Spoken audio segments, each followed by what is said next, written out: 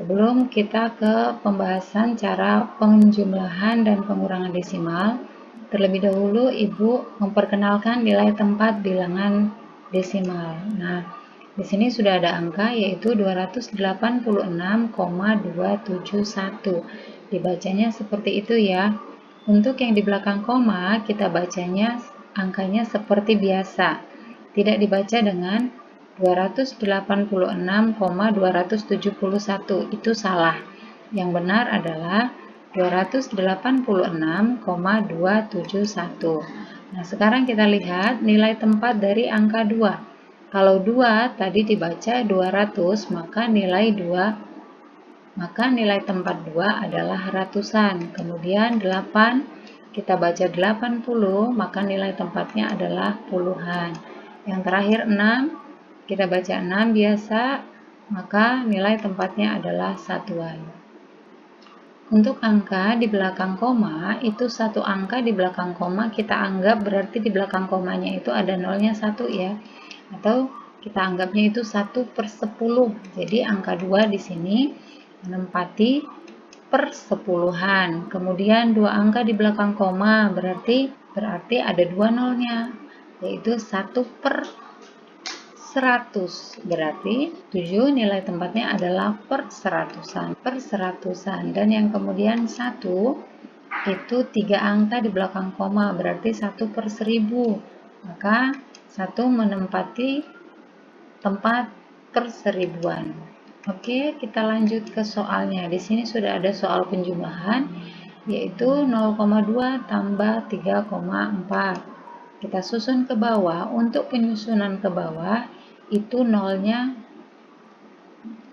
Untuk penyusunan ke bawah, komanya harus sejajar antara koma desimal yang di atas dengan koma desimal yang di bawah. Nah, kita urutkan seperti ini.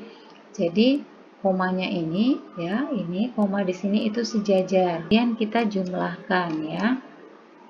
Penjumlahannya sama seperti biasa. 2 ditambah 4 itu 6. Kemudian komanya kita turunkan. 0 ditambah 3 hasilnya 3. Mudah ya, gampang. Oke, kita lanjut lagi ke soal kedua. 6,05 ditambah 147,68. Kita susun ke bawah. Nah, perhatikan kalau angka desimal pertama itu cuma satuan ya, 6. Nah, di sini sudah ratusan, 147. Nah, jadi kita tidak mengurutkannya sesuai angka, tapi kita urutkan desimalnya terlebih dahulu, kita sejajarkan, lalu kemudian angkanya mengikuti ya. Nah, kalau sudah sejajar begini, kita jumlahkan. Oke. 5 ditambah 8 itu 13. 3-nya kita tulis di bawah, 1-nya kita sisipkan di atas 0. Nah, sekarang 1 tambah 0, 1 ditambah 6 menjadi 7. Komanya kita turunkan lagi. 6 ditambah 7, 13. Di bawah kita tulis 3, 1-nya sisipkan di atas 4. Sekarang 1 tambah 4, 5. Dan yang terakhir adalah 1, tinggal diturunkan 1. Nah, itu untuk soal penjumlahan. Selanjutnya kita ke soal pengurangan. 7,8 dikurang 4,3. Kita susun ke bawah. Oke, sekarang kita kurangkan. Sama saja juga seperti pengurangan biasa. 8 dikurang 3 itu 5. Kemudian komanya turunkan, 7 dikurang 4, 3. Sehingga hasilnya menjadi 3,5. Soal yang berikutnya 148,25 dikurang 12,268. Kita urutkan ke bawah. Nah, perhatikan adik-adik ya. Di sini angka 8 di atasnya itu tidak ada bilangan ya. Adik-adik sekarang perhatikan angka 8 di sini. Nah, 8 di sini tidak bisa kita langsung turunkan, tulis di sini 8 ya. Karena 8 di atasnya itu ada 0. Untuk tulis dulu 0 di atasnya, oke? Nah, sekarang 0 dikurang 8. 0 dikurang 8 itu tidak bisa ya. Sehingga kita pinjam ke 5. 5-nya kita coret ya, 5-nya kita coret. Oke. 5-nya sekarang tinggal 4. 0-nya menjadi 10.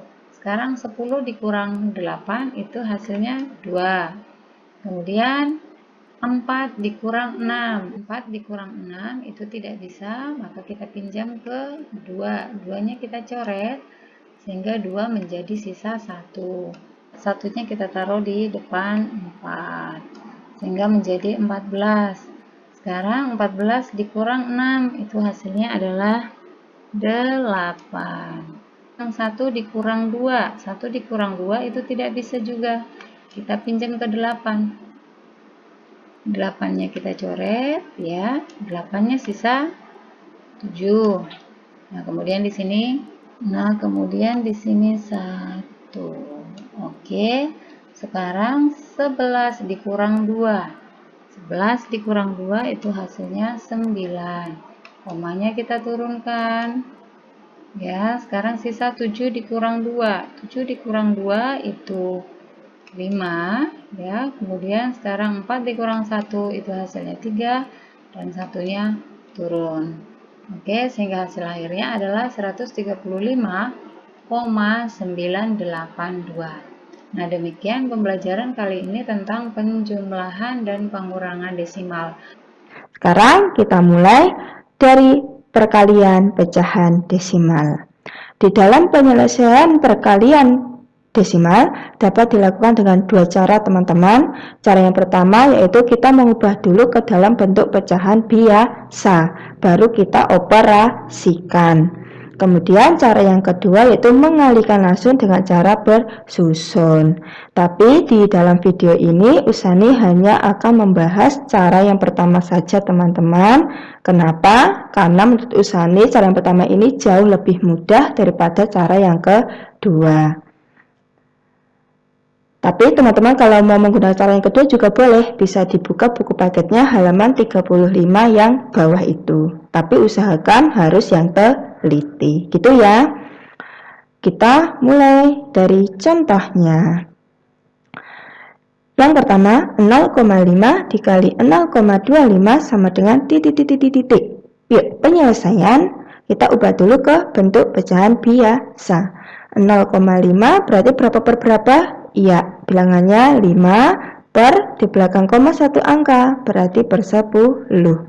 Dikali, ini bilangannya 25 per di belakang koma 2 angka, berarti per 100. Habis itu, pembilang kali pembilang per penyebut kali penyebut. Yuk, 5 kali 25 itu berapa? 125. Per 10 kali 100 itu 1000. Ingat ya teman-teman, kemarin waktu di kelas 4 perkalian 10 itu kita tinggal ini ya, menghitung nolnya ya, 1, 2, 3. Berarti sini 1000. Ini juga nolnya 3. Habis itu kita ubah ke bentuk pecahan desimal. Per 1000 berarti di belakang koma berapa angka? Iya, 3 angka. Sehingga 0,125. Gitu ya. Sekarang contoh yang kedua, 2,5 dikali 0,3 sama dengan titik. Yuk, kita masih sama, ubah dulu ke pecahan biasa.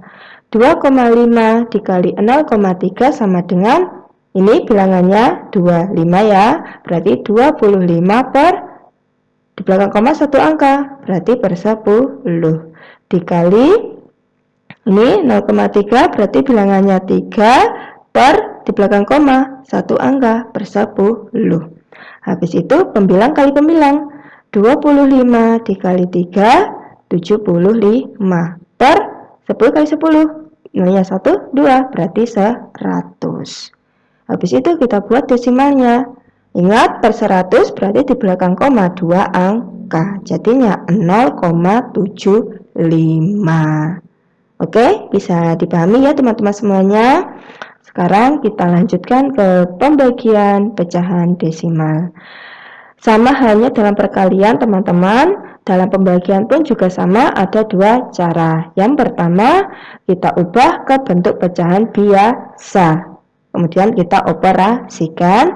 Cara yang kedua yaitu dengan cara porogabit. Seperti pada halaman 37 yang bawah. Seperti itu ya porogabitnya. Oke, sekarang ini juga sama, US hanya akan membahas dengan cara yang pertama saja. Contoh, 0,5 dibagi 0,25 sama dengan titik.